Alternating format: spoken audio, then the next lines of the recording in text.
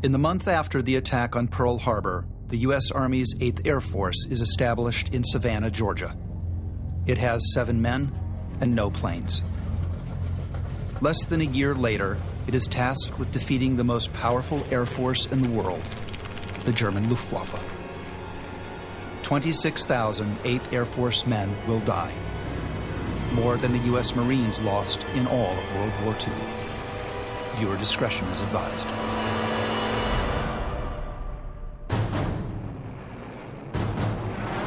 Our American planes of the 8th Air Force bombed and fought off opposition in the air.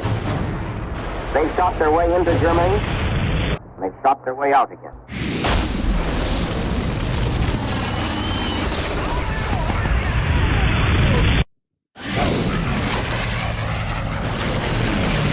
American forces and enumerators have challenged the Luftwaffe. Planes to halt, riddled by flak and cannon fire.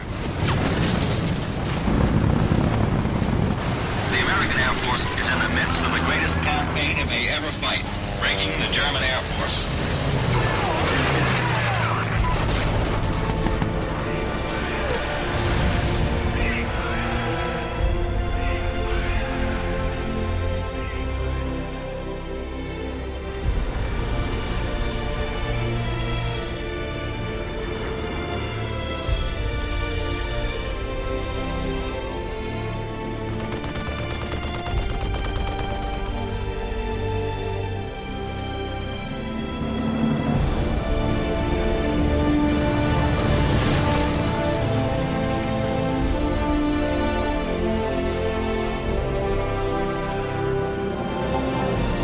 Almighty God, our sons, pride of our nation, this day have set upon a mighty endeavor. They will need thy blessings. Their road will be long and hard.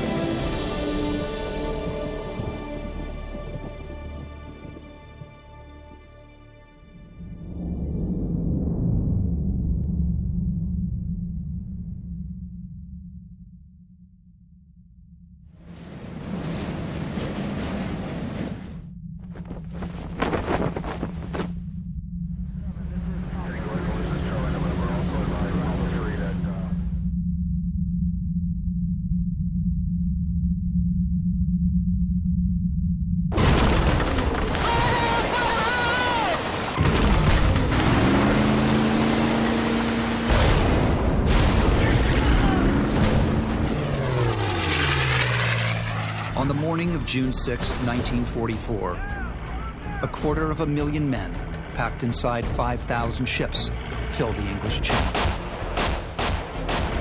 It is the greatest amphibious force ever assembled, the opening thrust in the battle to topple Hitler's fortress Europe. But as the Allied troops close in on the Normandy landing beaches, they have no idea that their fate rests on the outcome of a war fought 25,000 feet above the earth. For more than a year, the American 8th Air Force has been locked in a vicious struggle to destroy the vaunted German Luftwaffe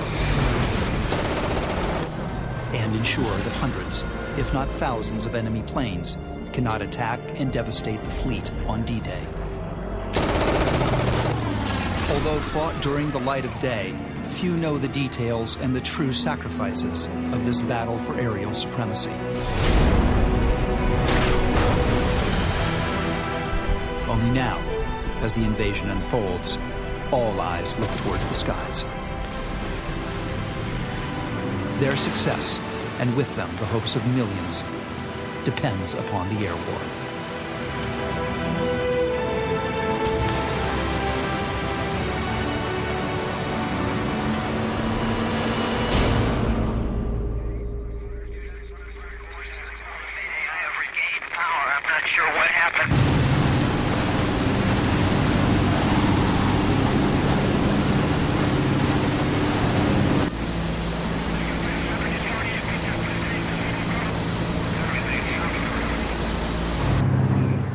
Till now, I've never really thought about my own death. I'm still trying to figure out what happened. We were hit. That I do know. 24-year-old Andy Rooney of Albany, New York, is returning to England on board the damaged B-17 Banshee. After just 6 months of operations, the 8th Air Force is suffering terribly at the hands of the Luftwaffe.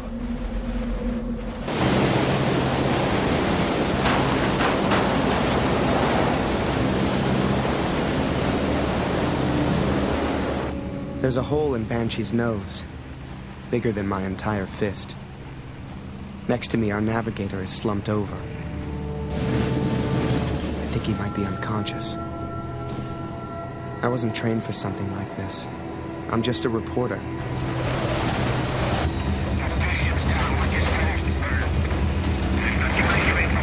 Everything on the plane is shaking. I think I'm going to be sick.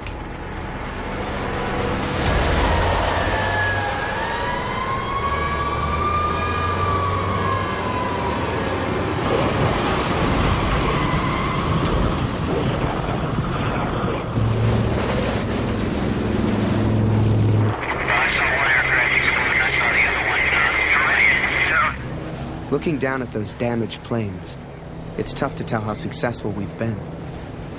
Or if we've even been successful at all. I don't even want to think about the men inside. God, I hope that's not going to be us when we land.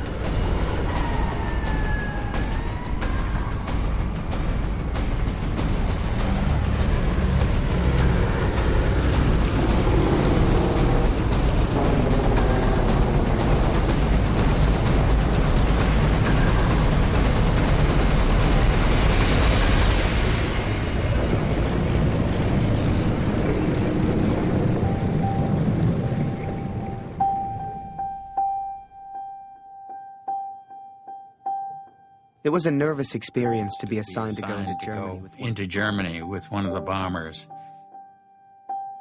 I was nervous. I was afraid of getting killed.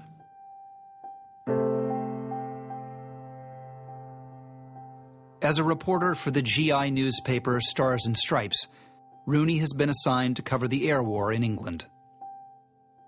Today marks the first time the press has been allowed to accompany 8th Air Force crews on combat missions. When I went on a raid, I thought about my friends back home, my parents. I was very aware how dangerous it was. I didn't like it. I mean, I was afraid. And, but I knew that I was writing these stories by the same young men who were flying, and if they were doing it, I should do it. That's how I felt.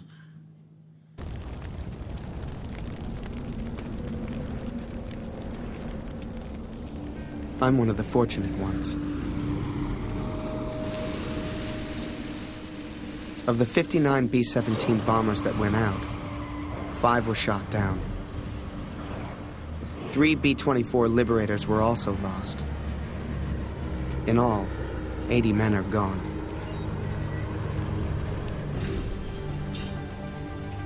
Inside the hospital, those lucky enough to survive are being treated for the worst kind of wounds. The smell of burnt flesh hangs in the air. The sight is almost too unbearable to look at.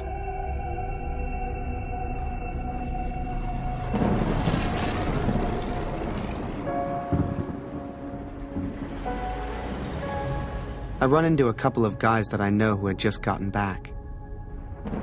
Usually after a mission we get together and talk about things. But this time, none of them says a word to me. A couple hours later, I find out that their top turret gunner had his right arm blown off at the shoulder during the mission. He was losing so much blood they knew there was no way he'd survive the whole trip back. So they wrapped him up in a parachute and threw him out of the B-17 in hopes that the Germans would find him and give him some medical attention. But they all know how slim his chances really are. It's a horrible, sobering moment. If this is the kind of hell our boys are taking from just hitting the coast of Germany, God only knows what will happen to them when we start flying deep into the Reich.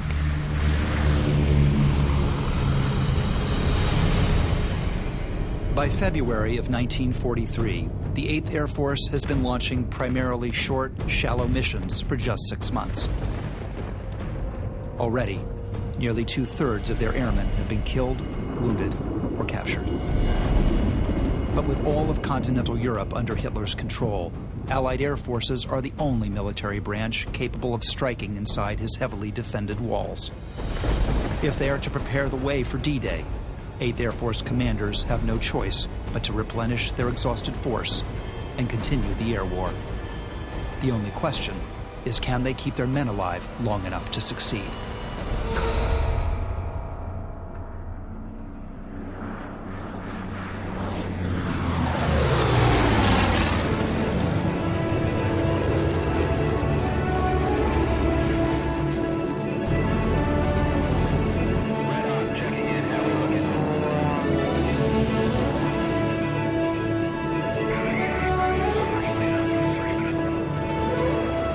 In June of 1943, 4 new bombardment groups arrive in England.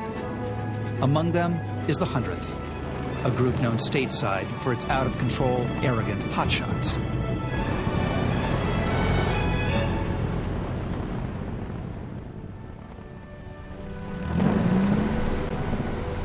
And to think that damn CO back in the States said we were nothing but a bunch of screw-ups.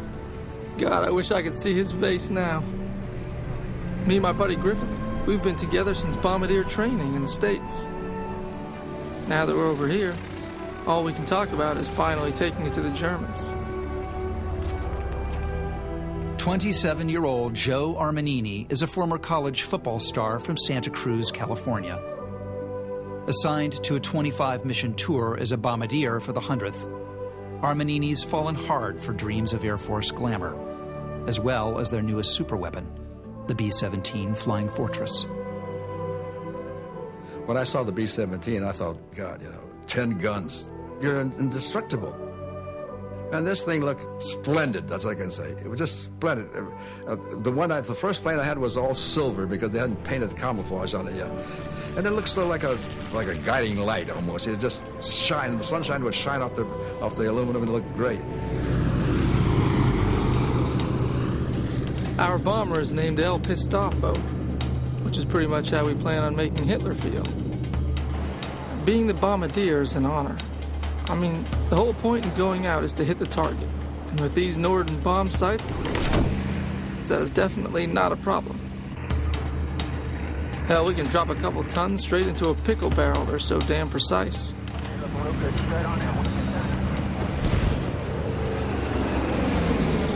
Like Armanini, U.S. Army Air Force commanders are enamored with their high-tech weapon.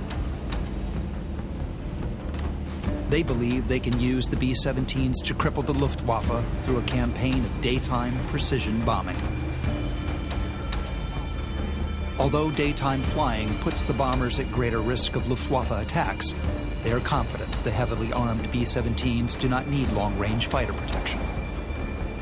They believe the only reason they've taken heavy losses so far is because they haven't had enough bombers to attack in overwhelming force. But with the arrival of these new groups, they feel they finally have the numbers they need.